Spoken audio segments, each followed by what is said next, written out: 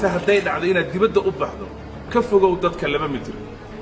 taasi waa talada ay bixinayaan mas'uuliyiinta wasaaradda caafimaadka iyo daryeelka bulshada si aadan u qaadin cudurka coronavirus ama aadan dad kale u qaadsiinin waxaa laga yaabaa inay kugu adkaato inaad ogaato waxa ay taasi ka dhigan tahay adiga oo aanan haysanin xarigga cabbirka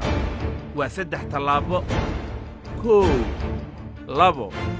3 masaafo ku filan sariir ama neef geel ah ama 2 salli oo laisku dhejiyey amaba haddii aad haysato xaaqinkan qiyaastii in aadan ku taaban karin qofka kale haddii aad dariiq ku sugan tahay waa kala badhka inta gaari la dhigan karo ma jirto salaan gacanqaad ah laabta in la isgeliyo iyada warkeed baddaa haddii uu shaki kaa galo in aadan kala fogaan intii loo baahnaa sidayda oo kale hubi in xaaqinkaga dheer uusan qofna gaari karin xaaqinkan waa tusaale aan u soo qaadannay cabbirka la isu jirsan karo